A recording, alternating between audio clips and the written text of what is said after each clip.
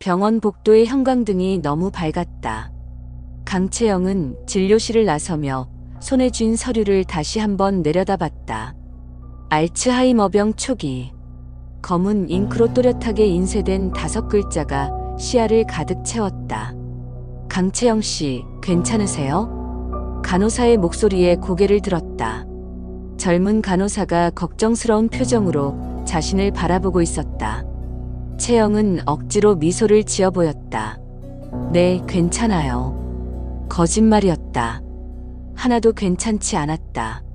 45. 남들은 인생의 절정이라고 하는 나이에 그녀는 서서히 자신을 잃어가고 있었다.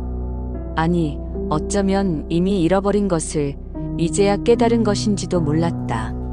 병원 밖으로 나오자 늦가을 바람이 차갑게 뺨을 스쳤다. 주차장으로 향하던 발걸음이 멈췄다. 진단서를 다시 꺼내 들었다. 인지 기능 저하, 기억력 감퇴, 진행성 퇴행. 의학 용어들이 춤을 추듯 흐릿해졌다가 선명해지기를 반복했다. 나를 지탱해주던 강채영의 기억마저 사라진다면 나는 누구로 남는 거지? 중얼거린 말이 바람에 흩어졌다. 그 순간 머릿속에서 누군가의 목소리가 울렸다. 언니, 나 여기 있어. 채은이었다. 30년 전 15살의 여름에 사라진 쌍둥이 동생. 그 목소리는 환청일까? 아니면 붕괴하기 시작한 기억의 잔해일까? 채영은 주머니에서 휴대전화를 꺼냈다.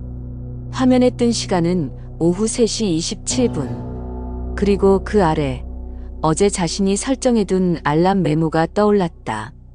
집으로 돌아가기. 채은의 방.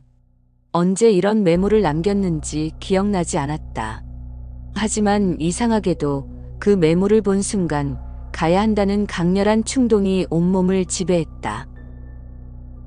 경기도 용인의 한적한 주택가. 채영의 어린 시절 집은 골목 끝자락에 홀로 서 있었다. 붉은 벽돌집은 30년의 세월을 고스란히 머금고 있었다. 담장엔 담쟁이 덩굴이 무성했고 대문의 페인트는 군데군데 벗겨져 있었다. 부모님이 돌아가신 후 10년째 비어있는 집. 채영은 왜 이 집을 팔지 못했을까? 아니, 팔 수 없었다는 표현이 맞을지도 몰랐다. 이곳엔 채은이 있었다. 사라지기 전까지의 채은이 여전히 15살의 모습으로 머물러 있었다. 녹슨 자물쇠를 열고 대문을 밀었다. 삐걱거리는 소리가 정적을 깨뜨렸다. 마당은 잡초로 뒤덮여 있었다. 어린 시절 아버지가 정성스레 가꾸던 장미 화단은 흔적도 없이 사라졌다. 현관문을 열자 곰팡이 냄새가 코를 찔렀다. 거실은 어둡고 축축했다. 커튼이 모두 쳐져 있어 대낮인데도 어스름한 저녁처럼 보였다. 채영은 벽을 더듬어 전등 스위치를 찾았다. 찰칵. 다행히 전기는 아직 들어왔다. 누런 불빛이 거실을 비췄다. 소파 위엔 하얀 천이 덮여 있었고 벽에 걸린 가족 사진들은 먼지로 뿌옇게 변해 있었다. 1994년에서 멈춘 달력이 여전히 벽에 걸려 있었다. 7월 15일 채은이 사라진 날에 빨간 동그라미가 그려져 있었다. 계단을 올랐다. 삐걱거리는 나무 계단이 몸무게를 견디지 못할 것처럼 신음했다. 2층 복도 끝 쌍둥이의 방이 있었다. 문고리를 잡은 손이 떨렸다. 30년 만이었다. 문을 열자 시간이 멈춘 방이 나타났다. 모든 것이 그대로였다. 연분홍색 벽지, 나란히 놓인 싱글 침대 2개, 창가의 책상, 그리고 채은이 좋아했던 토끼 인형. 먼지가 두껍게 쌓여 있었지만 가구의 배치는 기억 속 그대로였다. 채영은 조심스럽게 방으로 들어갔다. 발걸음을 옮길 때마다 먼지가 일어났다. 창가로 다가가 커튼을 젖혔다. 오후에 햇살이 쏟아져 들어왔고 공중에 떠다니는 먼지 입자들이 황금빛으로 반짝였다. 왼쪽 침대는 채영의 것, 오른쪽은 채은의 것이었다. 채은의 침대 위엔 체크무늬 이불이 단정하게 개켜져 있었다. 마치 주인이 곧 돌아올 것처럼. 채영은 채은의 책상으로 다가갔다. 서랍을 열었다. 안엔 색연필, 지우개, 그리고 몇 권의 공책이 있었다. 그중 하나를 꺼냈다. 표지엔 채은이의 그림 일기라고 삐뚤빼뚤한 글씨로 적혀 있었다. 첫 장을 펼쳤다. 1994년 3월의 일기였다. 오늘은 채영 언니와 학교에서 같은 반이 됐다. 선생님이 우리가 쌍둥이라서 신기하다고 했다.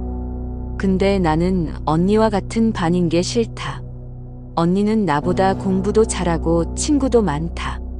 엄마는 항상 언니를 더 좋아한다. 채영의 가슴이 쿡 쑤셨다. 채은은 늘 그랬다. 자신과 비교당하는 것을 싫어했고 부모님의 사랑을 더 받고 싶어 했다. 하지만 채영은 그때 동생의 마음을 몰랐다. 아니, 알면서도 모른 척 했는지도 몰랐다. 페이지를 넘겼다. 4월, 5월, 6월. 평범한 일상들이 이어졌다.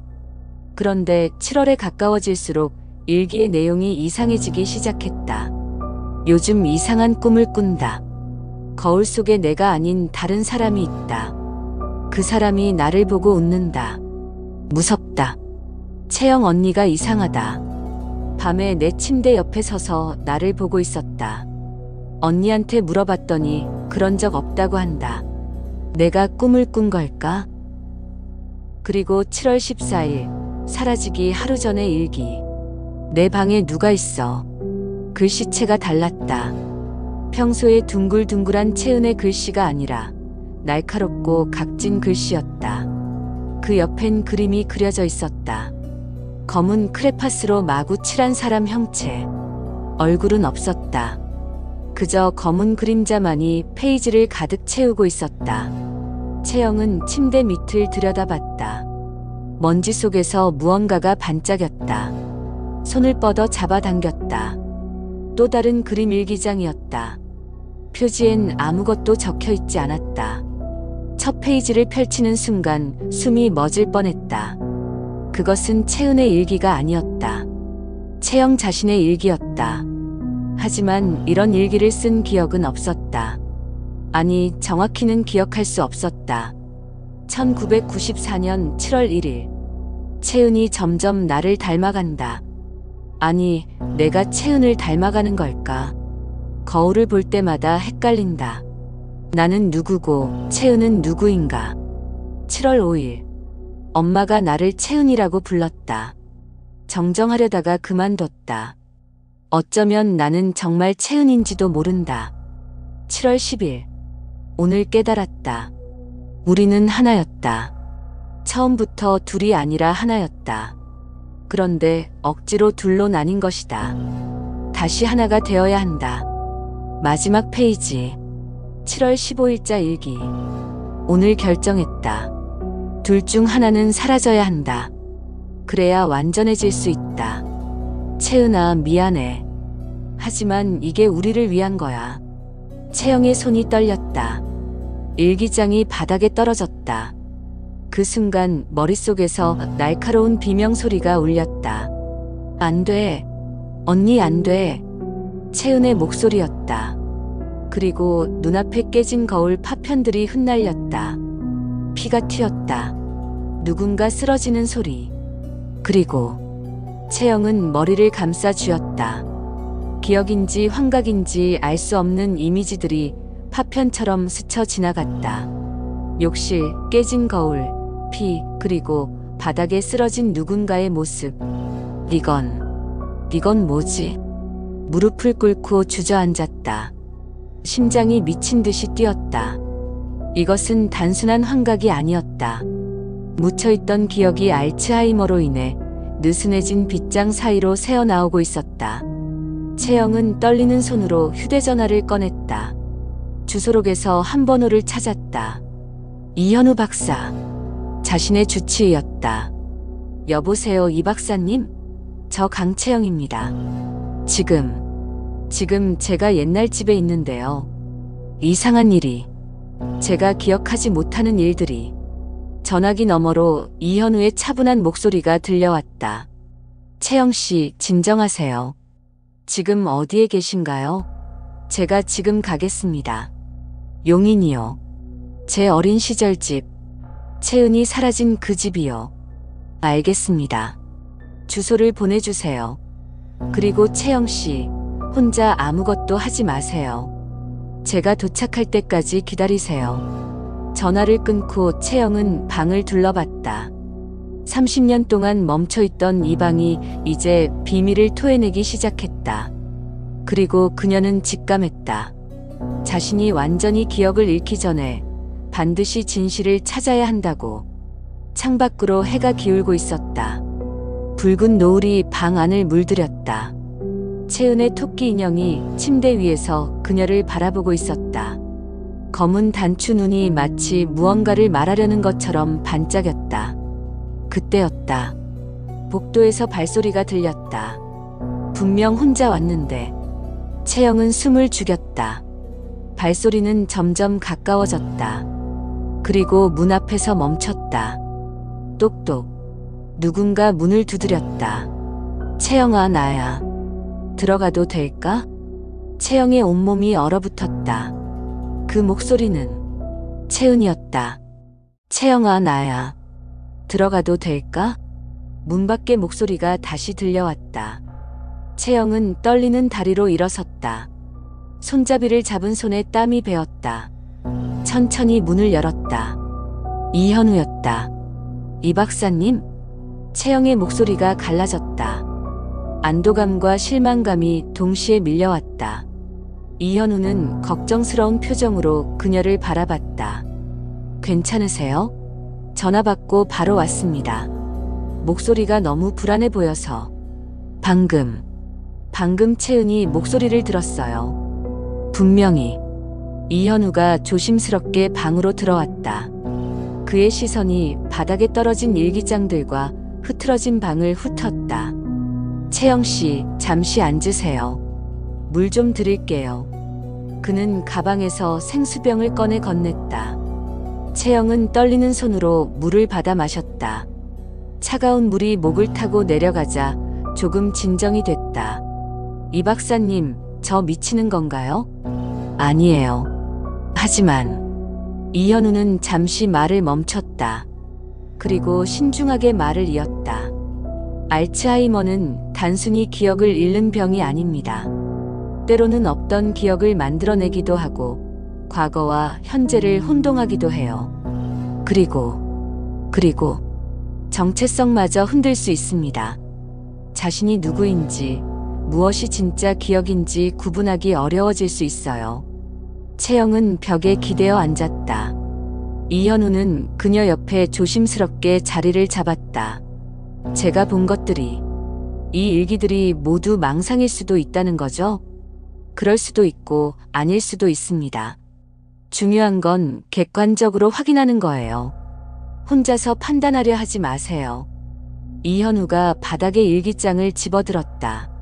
채영이 쓴 것이라고 주장하는, 하지만 기억하지 못하는 그 일기장이었다.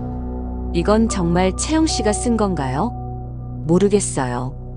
필체는 제 것 같은데 이런 내용을 쓴 기억은 전혀 없어요. 이현우가 페이지를 넘기며 내용을 훑었다. 그의 표정이 점점 심각해졌다. 둘 중 하나는 사라져야 한다. 채영 씨, 이건 상당히 위험한 내용입니다. 혹시 당시에 정신과 치료를 받으신 적이 있나요? 없어요. 적어도 제가 기억하기론. 그때 계단을 오르는 발소리가 들렸다. 무거운 구두 소리였다. 채영과 이현우가 동시에 문 쪽을 바라봤다. 문이 거칠게 열렸다. 채영의 어머니, 아니 정확히는 채영이 어머니라고 기억하는 70대 노인이 서 있었다. 하지만 10년 전에 돌아가셨어야 할 그녀가 어떻게... 엄마. 채영이 일어서려 했지만 이현우가 팔을 잡았다. 노인은 차가운 눈빛으로 채영을 바라봤다. 왜 여기 왔니? 엄마. 엄마 맞죠? 어떻게? 엄마는 10년 전에. 10년 전? 무슨 소리니? 난 지난주에도 너를 만났잖아. 채영의 머릿속이 하얗게 변했다. 무엇이 진짜인지 알 수 없었다. 이현우가 조용히 일어섰다. 안녕하세요. 저는 강채영 씨 주치의 이현우입니다. 어머님이신가요? 노인이 이현우를 훑어봤다. 주치? 채영이가 또 이상한 짓을 하고 다니는군. 의사 선생, 이 애를 좀 데려가 주세요. 여기 오면 안 돼요. 왜요? 왜 안 되는 건데요? 채영이 다급하게 물었다. 노인의 얼굴이 일그러졌다. 채은이는 너 때문에 집을 나간 거야. 내가 그 애를 괴롭혔잖아. 쌍둥이라고 해서 뭐든 똑같이 해야 한다고. 내가 하는 것처럼 따라 해야 한다고. 그 애가 얼마나 힘들어했는지 알아? 그건 아니에요. 채은이는 제가. 그만해. 헛된 기억 찾지 말고 조용히 살아. 채은이는 이미 없어. 30년이나 지났잖아. 왜 이제 와서 다시 파헤치려는 거니? 노인의 목소리가 떨렸다. 분노인지 슬픔인지 알 수 없는 감정이 섞여 있었다. 엄마도 뭔가 알고 있죠? 그날 무슨 일이 있었는지. 아무것도 몰라. 그리고 알고 싶지도 않아. 채영아, 제발. 제발 그만둬. 노인이 돌아서려는 순간 채영이 외쳤다. 나는 누구예요? 나는 정말 강채영이 맞나요? 노인이 멈춰섰다. 천천히 고개를 돌려 채영을 바라봤다. 그 눈빛에 형용할 수 없는 감정이 스쳤다. 넌 내 딸이야. 그것만 기억해. 그리고 노인은 사라졌다. 복도를 걸어가는 발소리가 멀어졌다. 채영은 무릎을 꿇고 주저앉았다. 채영 씨, 방금 그분이. 이현우가 조심스럽게 말을 꺼냈다. 채영이 고개를 들었다. 눈가에 눈물이 맺혀 있었다. 모르겠어요. 정말 엄마가 맞는지, 아니면 제 망상인지. 일단 진정하세요. 우리가 확인할 수 있는 것부터 하나씩 정리해 봅시다. 이현우는 수첩을 꺼내 펼쳤다. 먼저, 부모님이 정말 10년 전에 돌아가신 게 맞나요? 네. 아니, 그렇게 기억해요. 장례식도 치렀고. 증명할 수 있는 서류나 사진이 있나요? 채영이 고개를 저었다. 그런 것들은 모두 이 집 어딘가에 있을 텐데 지금 당장 찾을 수가 없었다. 그럼 일단 이 일기장들을 분석해보죠. 필적 감정을 하면. 이현우가 말하던 중 채영이 갑자기 일어섰다. 그녀는 방 구석에 오래된 화장대로 걸어갔다. 먼지가 두껍게 쌓인 거울 앞에 섰다. 뭘 하시는 거예요? 이 거울. 채은이가 항상 여기서 머리를 빗었어요. 채영이 손으로 거울의 먼지를 닦았다. 뿌연 표면이 조금씩 맑아졌다. 그리고 그녀의 얼굴이 비쳤다. 45살, 피곤해 보이는 중년 여성의 얼굴. 그런데 갑자기 거울 속 얼굴이 변했다. 젊어졌다. 15살의 소녀 얼굴이 거울에 비쳤다. 하지만 그것은 채영이 아니었다. 더 마르고 더 창백하고 눈빛이 더 슬픈 얼굴. 채은이었다. 채은아. 채영이 거울에 손을 대는 순간 거울 속 채은이 입을 열었다. 소리는 들리지 않았지만 입모양으로 알 수 있었다. 넌 누구니? 채영이 비명을 질렀다. 뒤로 물러서다 화장대에 부딪혔다. 화장대 서랍이 덜컹거리며 열렸다. 채영씨. 이현우가 달려와 그녀를 부축했다. 채영은 거친 숨을 몰아쉬며 거울을 가리켰다. 봤어요? 채은이를. 거울 속에. 이현우가 거울을 바라봤다. 하지만 거기엔 그저 두 사람의 모습만 비칠 뿐이었다. 아무것도. 우리 둘만 보여요. 아니에요. 분명히 채은이가. 15살의 채은이가. 이현우가 채영의 맥박을 짚었다. 심장이 미친 듯이 뛰고 있었다. 스트레스로 인한 환각일 수 있습니다. 특히 알츠하이머 초기에는. 환각이 아니에요. 채영이 소리쳤다. 그리고 열린 서랍을 바라봤다. 안에 무언가가 있었다. 낡은 사진첩이었다. 떨리는 손으로 꺼내 펼쳤다. 쌍둥이 자매의 사진들이 있었다. 하지만 이상했다. 모든 사진에서 한 명의 얼굴이 검은 매직으로 지워져 있었다. 남은 한 명이 채영인지 채은인지 알 수 없었다. 누가 이런 짓을. 사진첩을 넘기다가 뭔가 떨어졌다. 편지 봉투였다. 봉투 앞면에 채영에게라고 적혀 있었다. 필체는 채은의 것이었다. 채영이 봉투를 뜯으려는 순간 이현우가 말렸다. 잠깐만요. 이건 증거가 될 수 있어요. 조심히. 하지만 채영은 이미 편지를 꺼내고 있었다. 종이는 누렇게 변해 있었다. 채영 언니에게 이 편지를 읽고 있다면 나는 이미 없겠지. 언니는 모를 거야. 자신이 무엇을 했는지. 아니, 어쩌면 정말로 모르는 게 맞을지도. 우리는 처음부터 하나였어. 엄마 뱃속에서부터. 그런데 억지로 둘이 됐지. 언니는 항상 완벽했고 나는 항상 부족했어. 언니의 그림자였어. 하지만 언니도 알 거야. 혼자서는 완전하지 못하다는 걸. 나 없이는 반쪽짜리라는 걸. 그래서 언니가 그런 생각을 한 거겠지. 다시 하나가 되자고. 내가 언니 안으로 들어가면 된다고. 근데 언니, 그게 가능한 일일까? 한 몸에 두 영혼이 살 수 있을까? 이미 시작됐어. 나는 점점 사라지고 있어. 언니 안으로 흡수되고 있어. 거울을 볼 때마다 내 얼굴이 아니라 언니 얼굴이 보여. 무서워. 정말 무서워. 채은이 아닌 그림자가 되어가는 나로부터. 편지는 거기서 끝났다.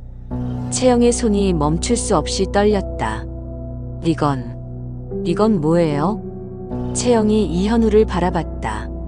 그의 얼굴도 창백해져 있었다. 해리성 정체감 장애일 가능성이. 뭐라고요? 한 사람 안에 여러 인격이 존재하는. 하지만 이건 추측일 뿐입니다. 채영이 다시 거울을 바라봤다. 이번엔 자신의 얼굴만 비쳤다. 하지만 그 얼굴이 낯설었다. 이것이 정말 강채영의 얼굴일까? 아니면 내가 채은이었나? 아니면 채은이 내 안에 있나? 중얼거린 말이 방 안에 울렸다. 이현우가 조심스럽게 다가왔다. 채영씨, 오늘은 여기까지 하고 병원으로 가시죠. 좀 더 정밀한 검사가 필요할 것 같습니다. 아니에요. 아직 찾아야 할 게 있어요. 채영이 화장대로 다시 다가갔다. 거울 옆 벽지가 살짝 들떠 있었다.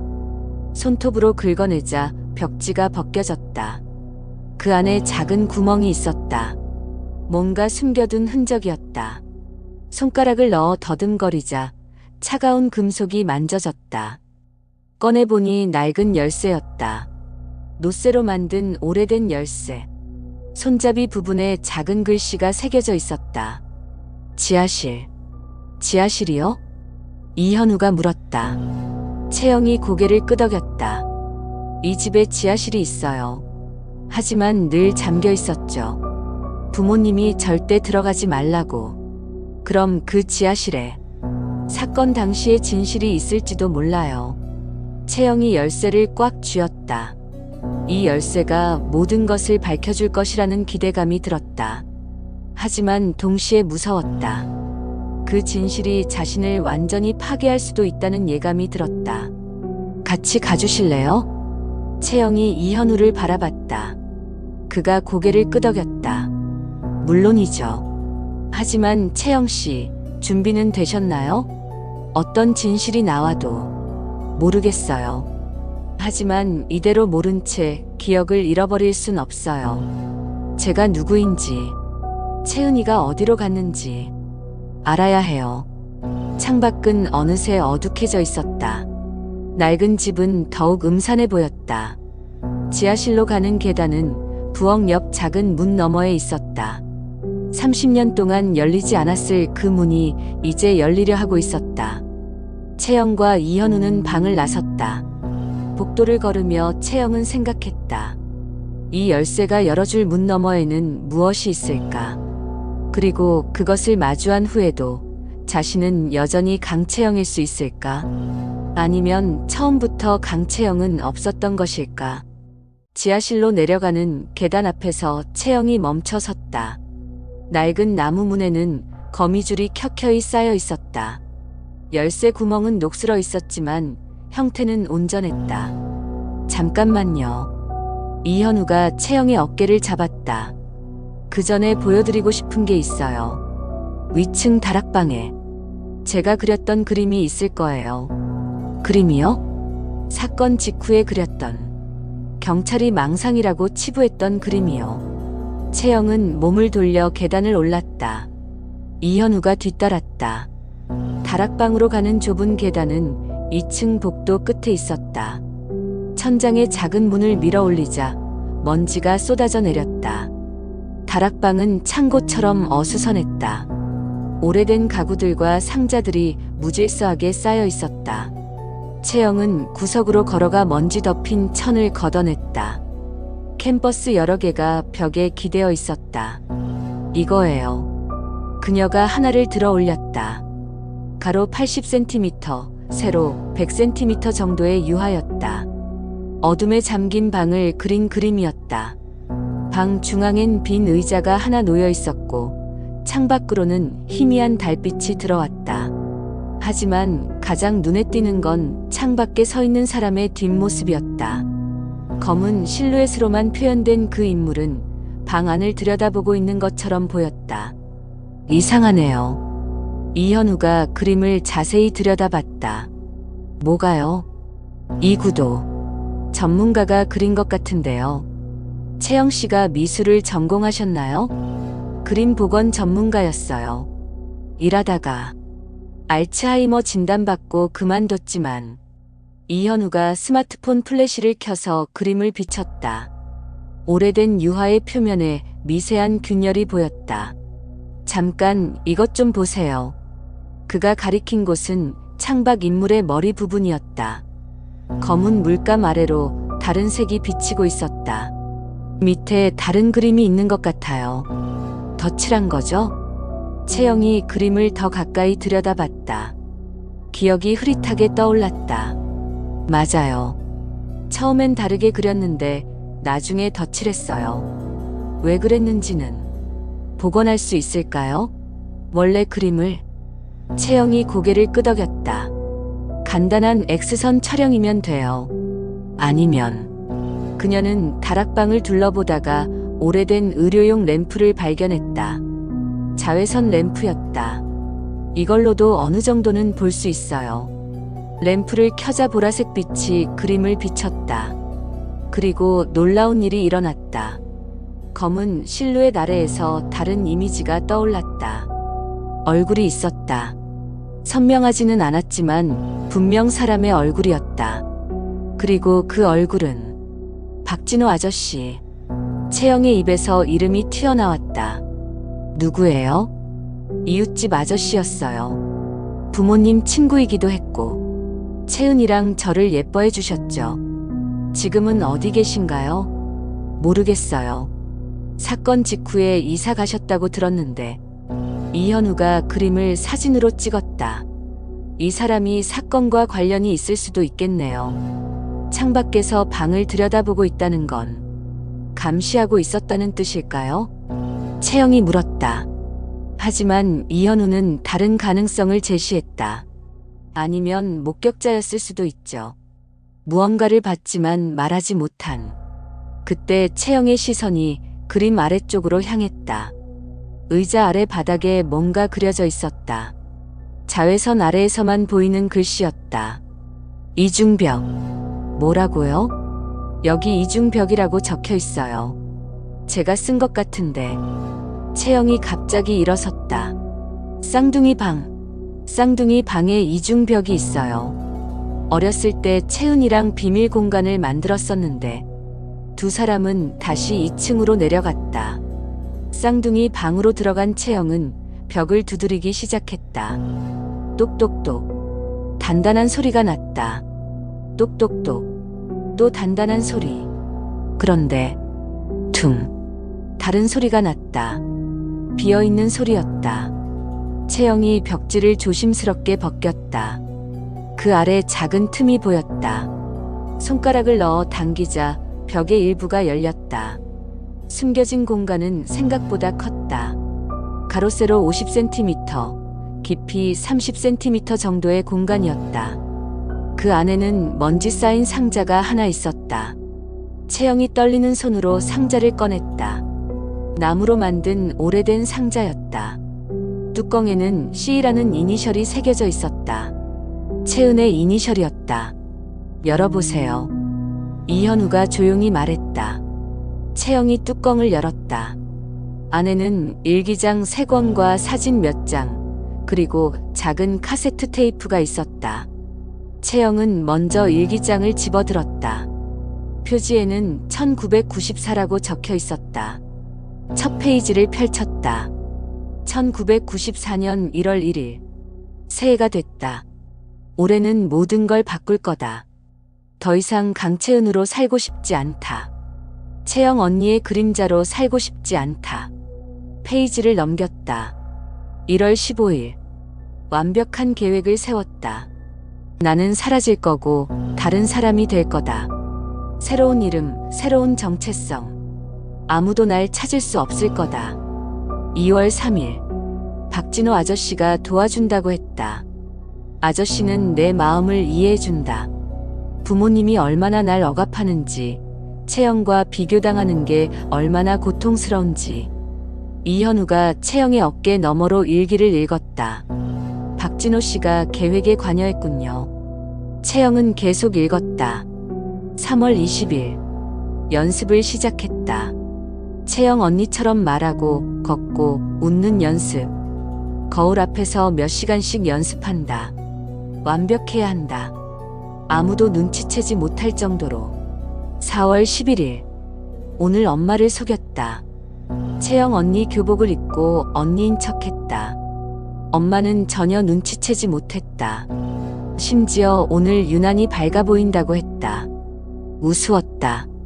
5월 29일. 이제 확신한다. 나는 채영이 될 수 있다. 아니, 채영보다 더 나은 채영이 될 수 있다. 페이지가 진행될수록 채은의 글씨체가 변했다. 점점 채영의 글씨체와 비슷해졌다. 6월 15일. 한 달 남았다. 7월 15일. 모든 게 끝나고 시작될 날. 채영 언니는 어떻게 될까? 미안하지만. 아니, 미안하지 않다. 언니도 나처럼 살아봐야 한다. 그림자로, 부족한 존재로. 6월 30일. 악몽을 꿨다. 내가 거울을 보는데 얼굴이 없었다. 채영 언니가 내 뒤에 서서 웃고 있었다. 넌 처음부터 없었어라고 했다. 깨어나서도 무서웠다. 7월 10일. 언니가 이상하다. 나를 이상하게 쳐다본다. 뭔가 알아챈 걸까? 아니면 언니도 같은 생각을 하고 있는 걸까? 그리고 마지막 장.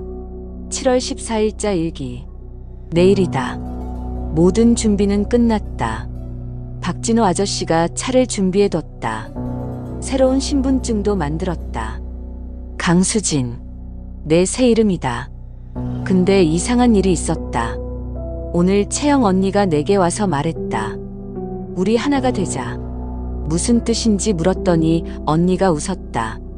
섬뜩한 웃음이었다. 처음부터 우리는 하나였어. 그냥 잠시 나뉘어 있었을 뿐이야. 언니가 무서웠다. 하지만 이미 늦었다. 내일 나는 떠난다. 강채은은 죽고 강수진이 태어난다. 아니면 일기는 거기서 끝나지 않았다. 마지막 줄이 있었다. 하지만 글씨체가 완전히 달랐다. 채영의 글씨체였다. 이제부터 나는 채영이다. 완벽하게. 채영이 일기장을 떨어뜨렸다. 온몸이 떨렸다. 이건 제 글씨예요. 하지만 쓴 기억이. 극심한 두통이 밀려왔다. 머리를 감싸 쥐고 쓰러질 뻔한 그녀를 이현우가 붙잡았다. 채영 씨, 내가 강채은이었나? 중얼거리는 목소리가 흐릿했다. 눈앞이 어지러웠다. 과거와 현재가 뒤섞였다. 기억의 파편들이 칼날처럼 의식을 베었다. 거울 앞. 두 소녀가 서 있다. 똑같은 얼굴, 똑같은 옷. 한 명이 말한다. 이제 내가 나야. 다른 한 명이 대답한다. 아니, 내가 너야. 그리고 거울이 깨진다. 파편이 흩날린다. 피가 튄다. 누군가 비명을 지른다. 채영 씨, 정신 차려요. 이현우의 목소리가 현실로 끌어당겼다. 채영은 거친 숨을 몰아쉬며 눈을 떴다. 쌍둥이 방 바닥에 앉아 있었다. 방금 뭔가 봤어요. 뭘 보셨어요? 거울. 깨진 거울. 그리고 채영이 손을 들어 올렸다. 손목에 오래된 흉터가 있었다. 가늘고 긴 흉터. 언제 생긴 건지 기억나지 않는 흉터. 이 흉터. 거울 파편에. 그때 상자 안에 카세트 테이프가 눈에 들어왔다. 라벨에 날짜가 적혀 있었다. 1994년 7월 15일. 테이프 플레이어가 있을까요? 이현우가 물었다. 채영이 고개를 끄덕였다. 채은이 방 서랍에 워크맨이 있었어요. 서랍을 열자 정말로 오래된 워크맨이 있었다. 건전지를 넣고 테이프를 넣었다. 재생 버튼을 눌렀다. 치직거리는 소리 뒤로 목소리가 들렸다. 오늘은 1994년 7월 15일. 나는 강채은. 아니, 이제부터는 강채영. 채은의 목소리였다. 하지만 말투는 채영을 흉내내고 있었다. 언니는 이미 없어. 내가 언니가 됐어. 완벽하게. 아무도 모를 거야. 엄마도 아빠도 모두가 날 채영이라고 부를 거야. 잠시 침묵이 흘렀다. 그리고 다시 목소리가 이어졌다. 하지만 이번엔 달랐다. 아니야. 나는 강채영. 처음부터 강채영이었어. 채은이 따위는 없었어. 그냥 내 상상이었을 뿐이야. 테이프가 끝났다. 채영과 이현우는 말없이 서로를 바라봤다. 이제 지하실로 가야 할 것 같네요. 이현우가 말했다. 채영이 떨리는 손으로 열쇠를 꺼냈다. 그래요, 가야죠. 진실이 거기 있을 테니까. 하지만 그녀는 알고 있었다. 그 진실이 자신을 완전히 파괴할 수도 있다는 것을. 그럼에도 가야 했다. 기억이 완전히 사라지기 전에 자신이 누구였는지 알아야 했다. 두 사람은 방을 나섰다. 복도는 어두웠다. 계단을 내려가는 발소리만이 빈 집안에 울렸다. 지하실 문이 기다리고 있었다. 30년 동안 잠겨있던 문이. 열쇠를 구멍에 넣었다. 찰칵. 문이 열렸다. 지하실 문이 열렸다. 하지만 채영은 내려가지 못했다. 다리가 굳어버린 것처럼 움직이지 않았다. 어둠 속에서 올라오는 곰팡이 냄새가 30년 전의 기억을 건드렸다. 잠시만 기다려주세요. 채영이 뒤로 물러섰다. 이현우가 걱정스럽게 그녀를 바라봤다. 괜찮으세요? 박진호 아저씨. 먼저 그분을 만나야 할 것 같아요. 그림 속의 그 사람. 이현우가 고개를 끄덕였다. 좋은 생각입니다. 제3자의 증언이 필요하긴 하죠. 연락처를 아세요? 아니요, 하지만 부모님 주소록이 서재에 있을 거예요. 두 사람은 1층 서재로 향했다. 먼지 쌓인 책상 서랍을 뒤지자 낡은 주소록이 나왔다. 박진호. 전화번호가 적혀 있었다. 하지만 30년 전 번호였다. 이 번호는 안 될 텐데. 이현우가 스마트폰을 꺼냈다. 제가 추적해 보겠습니다. 이름과 당시 주소만 있으면. 30분 후 이현우는 박진호의 현재 연락처를 찾아냈다. 경기도 가평에 살고 있었다. 은퇴한 뒤 펜션을 운영한다고 했다. 지금 가볼까요? 채영이 물었다. 이현우가 시계를 봤다. 오후 6시였다. 전화를 먼저 해보죠. 이현우가 번호를 눌렀다. 스피커폰으로 설정했다. 신호음이 울렸다. 한 번, 두 번, 세 번. 여보세요? 나이 든 남자의 목소리였다. 박진호 선생님이신가요? 저는 이현우라고 합니다. 강채영 씨 주치의인데요. 잠시 침묵이 흘렀다. 채영이요? 네. 30년 전 사건에 대해 여쭤볼 게 있어서. 잠깐. 전화가 끊겼다. 채영과 이현우가 당황한 표정으로 서로를 바라봤다. 그때 채영의 휴대폰이 울렸다. 모르는 번호였다. 여보세요? 채영아? 박진호였다. 아저씨. 맞으세요? 그래, 나다. 내가 정말 채영이 맞니? 이상한 질문이었다. 채영이 잠시 말을 잃었다. 네, 저 강채영이에요. 아니, 그게 아니라 30년 전 그날 밤 집을 나간 건 누구였니? 무슨 말씀이세요? 채영의 목소리가 떨렸다. 전화 너머로 한숨 소리가 들렸다. 내가 봤어. 그날 밤 11시쯤 쌍둥이 중 한 명이 짐을 들고 조용히 집을 나가는 걸. 그게 채은이었겠죠? 아니야. 박진호의 대답이 단호했다. 나간 건 채은이 아니라 채영이었어. 분명히 봤어. 채영이 입던 파란색 원피스를 입고 있었거든. 채영의 머릿속이 하얘졌다. 그럴 리 없어요. 저는 남아 있었어요. 채은이가 사라진 거예요. 채은이는 항상 집안에 남아있고 싶어 했어. 밖에 나가는 걸 싫어했지. 반대로 아니 채영이가 늘 밖으로 나가고 싶어 했고. 아저씨, 제가 채영이에요. 채영이 외쳤다. 하지만 박진호는 이상한 말을 이었다.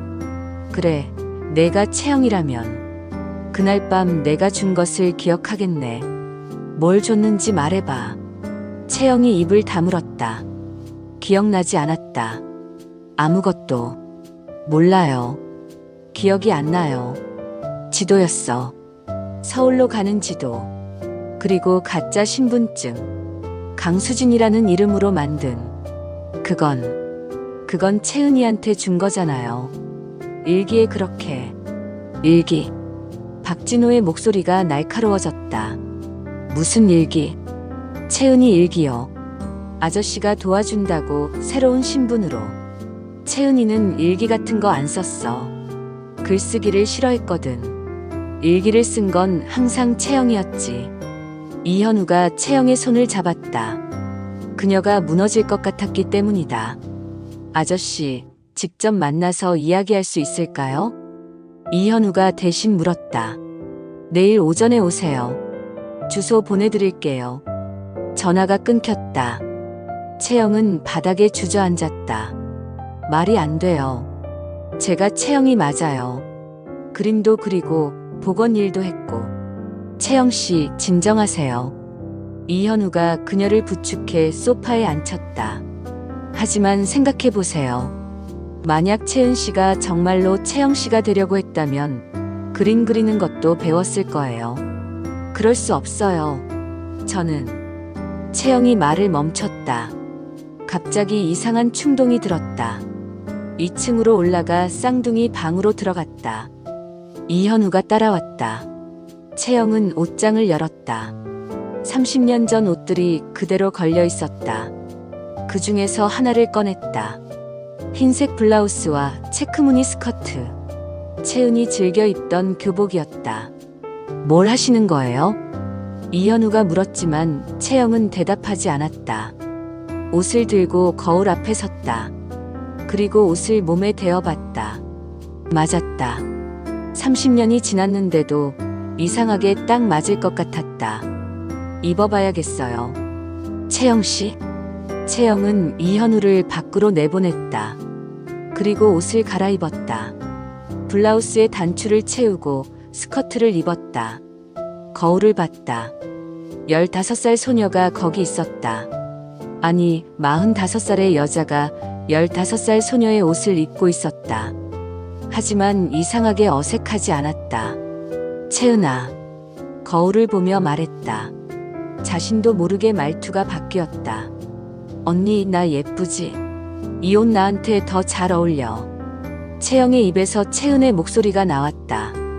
15살 채은의 말투 그대로였다. 언니는 공부만 하지 말고 나처럼 꾸미기도 해.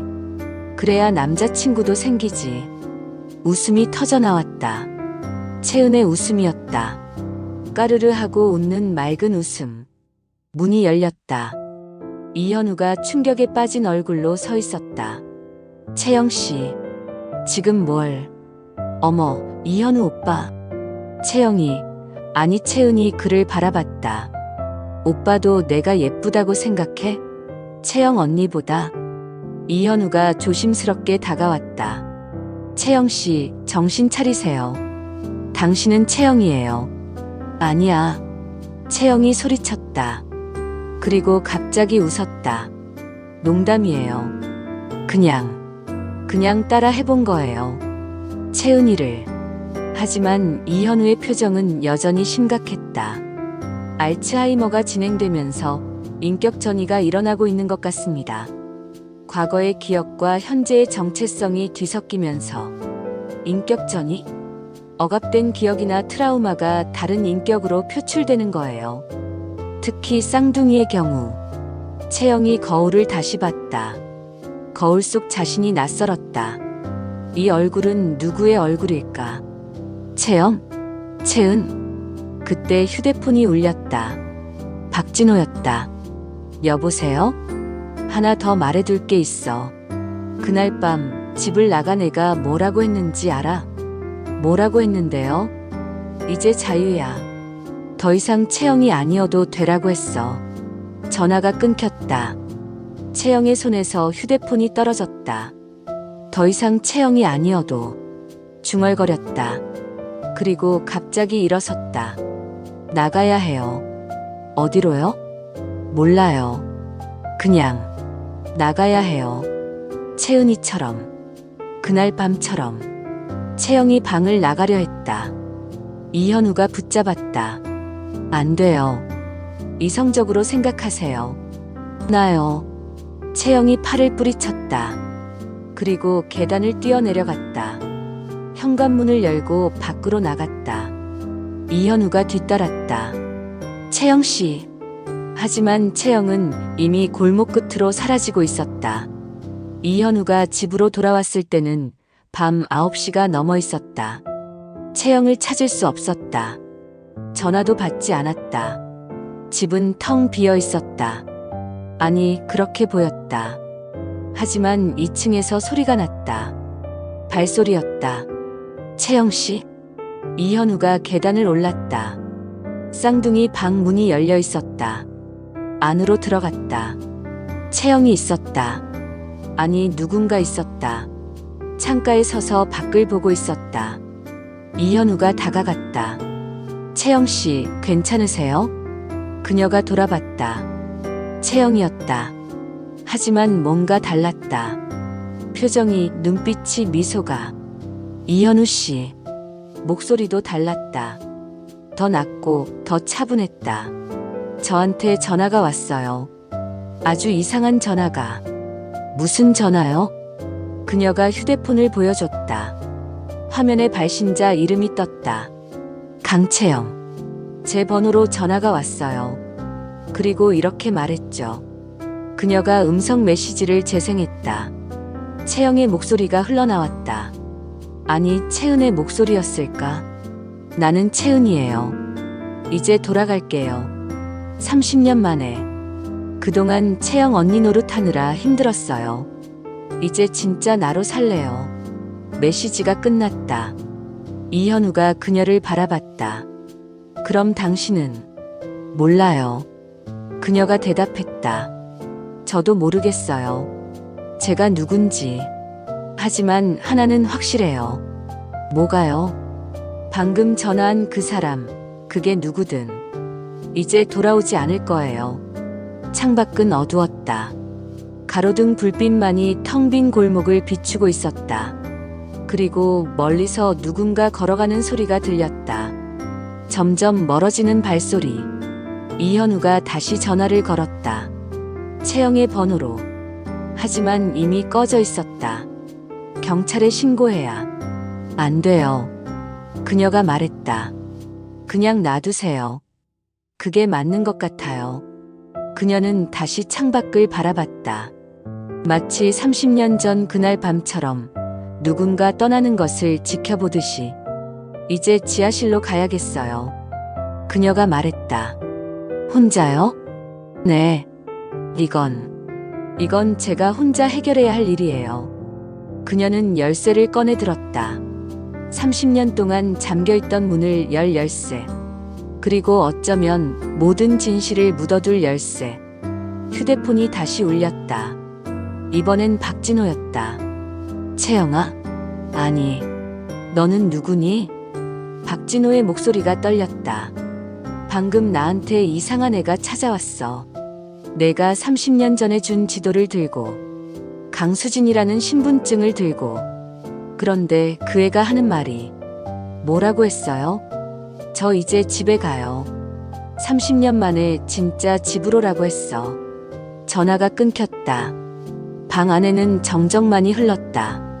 그녀와 이현우 둘만 남았다. 아니, 정말 둘뿐일까? 어쩌면 이 방 안에는 처음부터 한 사람만 있었는지도 모른다. 채영이든 채은이든 아니면 그 누구든. 전화를 끊은 채영은 밖으로 뛰어나갔다. 집 안은 고요했다. 채영이 사라진 지 2시간이 지났다. 이현우는 쌍둥이 방을 다시 뒤지기 시작했다. 뭔가 단서가 있을 거라 생각했다. 그때 침대 밑에서 캔버스 하나를 발견했다. 이게 비교적 최근에 그려진 것으로 보이는 자화상이었다. 하지만 이상했다. 얼굴은 분명 45살의 채영인데 눈빛과 표정은 15살 소녀의 것이었다. 마치 2시간대가 한 화면에 겹쳐진 것 같았다. 더 기이한 건 배경이었다. 어둡고 좁은 공간, 낡은 보일러와 복잡한 파이프들. 콘크리트 벽에는 희미한 균열이 보였다. 보일러실. 이현우는 그림을 들고 1층으로 내려갔다. 부엌 옆 작은 문이 있었다. 문을 열자 곰팡이 냄새가 코를 찔렀다. 좁은 계단이 반지하로 이어졌다. 보일러실은 그림과 똑같았다. 오래된 보일러가 웅웅거리며 작동하고 있었다. 이현우는 손전등을 켜고 벽을 살폈다. 그림 속 균열과 같은 패턴을 찾고 있었다. 여기. 콘크리트 벽의 한 부분이 다른 곳과 달랐다. 색이 미묘하게 달랐고 이음새가 보였다. 두드려 보니 속이 빈 소리가 났다. 벽을 따라 더듬다가 보일러 뒤쪽에서 낡은 레버를 발견했다. 녹이 슬어 있었지만 움직일 수 있을 것 같았다. 힘을 주어 당기자 철컥 소리와 함께 벽의 일부가 안쪽으로 열렸다. 좁은 공간이 나타났다. 2평 남짓한 작은 방이었다. 벽에는 선반이 있었고 통조림과 물병들이 먼지를 뒤집어 쓴 채 놓여 있었다. 바닥에는 낡은 매트리스와 담요가 있었다. 벙커. 이현우가 안으로 들어갔다.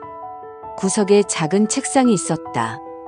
그 위에 카세트 녹음기와 테이프 여러 개가 놓여 있었다. 먼지가 쌓이지 않은 것으로 보아 최근에 누군가 만진 것 같았다. 첫 번째 테이프를 집어들었다.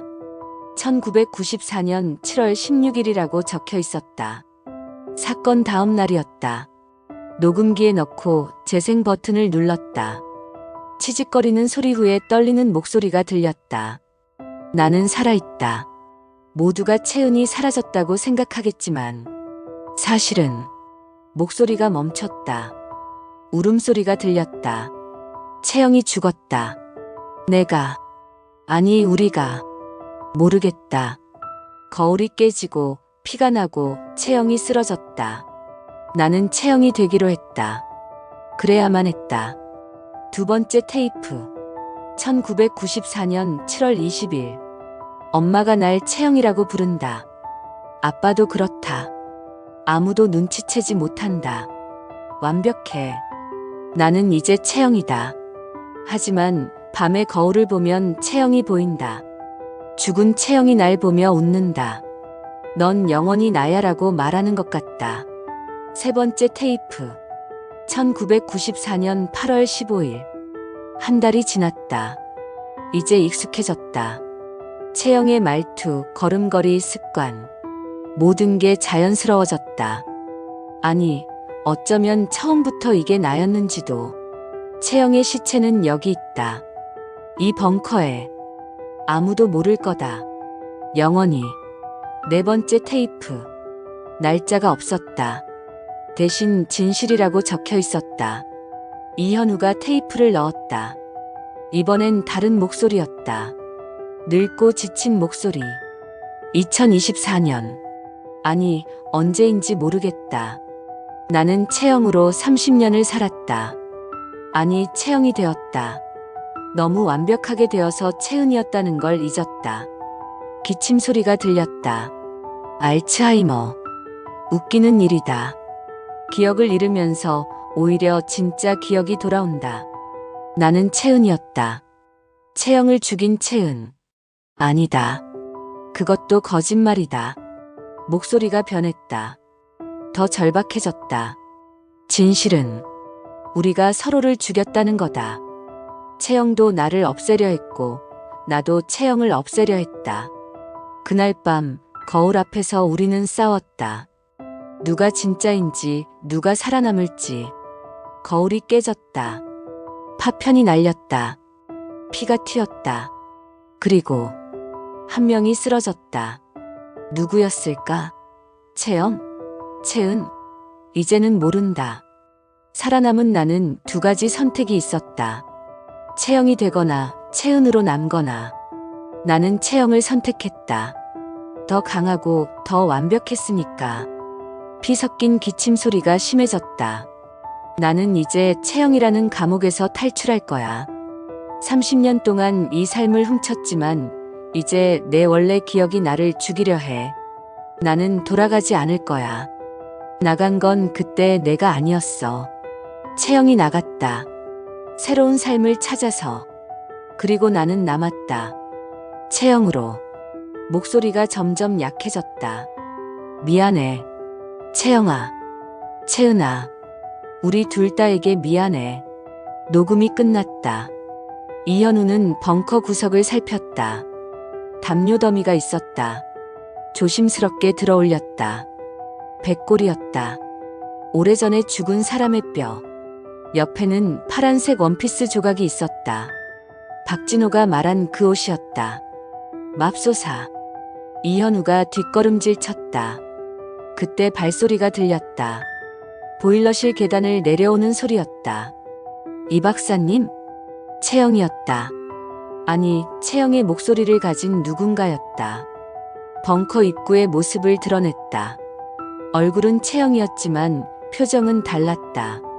더 젊고 더 순수해 보였다. 찾으셨네요. 그녀가 말했다. 채영 씨? 모르겠어요. 제가 누구인지. 그녀가 백골을 바라봤다. 30년 동안 여기 있었네요. 채영이든 채은이든. 한 명은 여기서 죽었고, 한 명은 살아서 나갔죠. 당신은? 저요? 저는 남은 사람이에요. 죽은 사람의 이름으로 산 사람. 하지만 이제. 그녀가 녹음기를 들었다. 이제 그만 끝낼 때가 된 것 같아요. 그때 또 다른 발소리가 들렸다.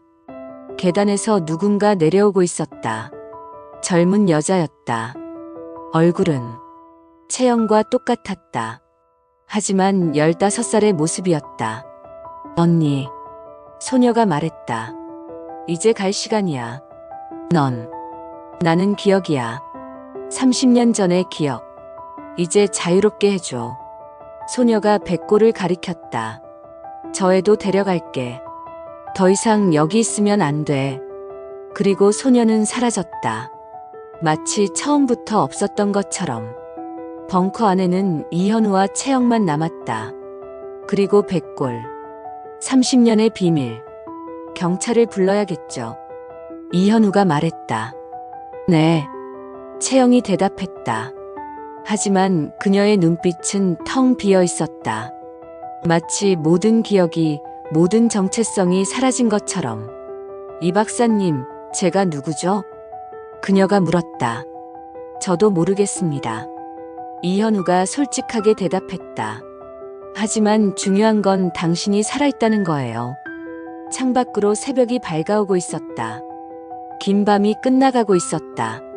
하지만 미스터리는 영원히 풀리지 않을 것 같았다. 왜냐하면 진짜 죽은 건 사람이 아니라 진실이었으니까. 경찰이 떠난 후 이현우는 혼자 남았다. 백골은 증거로 옮겨졌지만 신원 확인은 불가능했다. 30년이라는 시간은 모든 흔적을 지워버렸다. DNA 검사도 소용없었다. 일란성 쌍둥이였으니까. 이현우는 책상에 모든 증거를 펼쳐놓았다. 일기장들, 사진, 녹음 테이프, 그리고 자신이 작성한 기록들. 퍼즐 조각처럼 흩어진 진실을 맞추려 애썼다. 1994년 7월 15일 밤. 그는 타임라인을 재구성하기 시작했다. 채은이 채영이 되기로 결심. 채영이 우리는 하나가 되어야 한다고 말함. 거울 앞 대치, 거울 파편 피. 한 명이 벙커에 숨겨짐. 한 명이 생존자가 됨. 그런데 이현우는 마지막 녹음 테이프를 다시 들었다. 가짜 정체성이 붕괴하고 원래 정체성이 되살아난다는 부분. 알츠하이머의 역설이었다. 만약 현재의 채영이 실제로는 채은이었다면 그는 깨달았다. 30년 전 채은이 채영의 삶을 훔쳤다. 완벽하게. 너무 완벽해서 자신도 속았다. 하지만 알츠하이머가 그 가면을 벗기기 시작했다. 이현우의 휴대폰이 울렸다. 모르는 번호였다. 여보세요? 이 박사님. 저예요. 채영이었다. 아니, 그 목소리의 주인이었다. 어디 계세요? 집이에요. 그 집. 처음부터 여기 있었어요. 무슨 말씀이? 지하실이 아니에요. 진짜 비밀은 다른 곳에 있어요. 전화가 끊겼다. 이현우는 다시 그 집으로 향했다. 집은 어두웠다. 현관문이 열려 있었다. 이현우가 들어가자 2층에서 소리가 들렸다. 노래소리였다. 동요를 부르는 소리. 계단을 올랐다. 쌍둥이 방 문이 열려 있었다. 안으로 들어가자 놀라운 광경이 펼쳐졌다. 방 한가운데 채영이 앉아 있었다. 바닥에는 어린 시절 장난감들이 펼쳐져 있었다. 인형, 크레파스, 그림책. 그녀는 쌍둥이 인형 2개를 들고 대화를 나누고 있었다. 언니, 우리 영원히 함께야. 그래, 영원히 함께야. 목소리를 바꿔가며 혼자 연극을 하고 있었다. 채영씨? 이현우가 조심스럽게 다가갔다. 그녀가 고개를 들었다. 눈빛이 텅 비어 있었다. 아저씨는 누구예요? 어린아이 같은 목소리였다. 저는 이현우입니다. 기억나세요? 이현우? 모르는 이름인데. 그녀는 다시 인형을 보며 말했다. 이 애는 채영이고 이 애는 채은이에요. 쌍둥이에요. 똑같이 생겼죠? 이현우는 그녀 옆에 앉았다. 당신은 누구예요? 그녀가 잠시 생각하더니 대답했다. 몰라요. 기억이 안 나요. 알츠하이머가 완전히 진행된 상태였다. 모든 기억이, 모든 정체성이 사라지고 있었다. 하지만 하나는 알아요. 그녀가 말했다. 뭔가요? 이 방에 비밀이 있어요. 큰 비밀. 그녀가 일어나 벽장으로 갔다. 벽장 안쪽 벽을 밀었다. 놀랍게도 벽이 옆으로 밀렸다. 숨겨진 작은 공간이 나타났다. 공간 안에는 의자가 하나 있었다. 그리고 그 의자에 맙소사. 또 다른 여자가 앉아 있었다. 아니, 정확히는 여자의 형체였다. 살아있는지 죽었는지 알 수 없는 상태로 의자에 묶여 있었다. 얼굴은 채영과 똑같았지만 극도로 야위어 있었다. 30년. 의자의 여자가 입을 열었다. 목소리는 거의 들리지 않았다. 30년 동안 여기 있었어요. 이현우가 다가갔다. 여자는 살아있었다. 하지만 거의 미라 같은 상태였다. 당신이 진짜 채영이군요. 여자가 고개를 끄덕였다. 채은이 날 여기 가뒀어요. 죽이지는 못했어요. 그래서 가뒀어요. 어떻게 살아? 그 애가 먹을 걸 줬어요. 가끔씩. 하지만 나갈 수는 없었어요. 이현우가 뒤를 돌아봤다. 채영, 아니 채은이 인형을 안고 서 있었다. 언니는 나쁜 애였어요. 그녀가 말했다. 그래서 가둬놨어요. 하지만 이제 기억이 안 나요. 왜 가뒀는지, 누가 누구인지.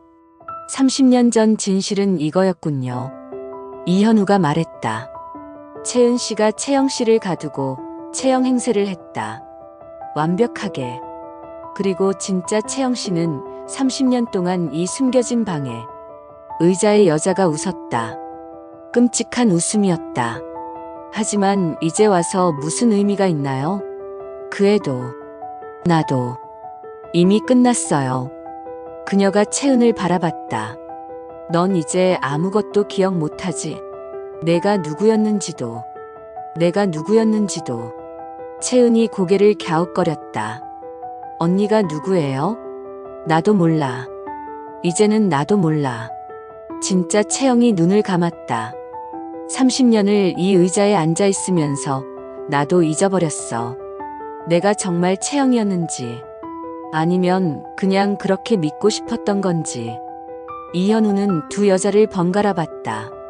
한 명은 30년 동안 가짜 정체성으로 살다가 알츠하이머로 모든 걸 잃은 여자. 한 명은 30년 동안 갇혀 있다가 정신이 완전히 무너진 여자. 이제 경찰을. 안 돼요. 의자의 여자가 말했다. 이대로 두세요. 이미 늦었어요. 그녀가 마지막으로 미소 지었다. 나는 누구도 아니야. 나는 그냥 이 방에 남겨진 비밀이야. 그리고 그녀의 눈빛이 꺼졌다. 숨이 멎었다. 30년을 버틴 끝에 마침내 자유를 찾은 것이다. 채은이 인형을 들고 중얼거렸다. 언니가 갔어요. 이제 나 혼자예요.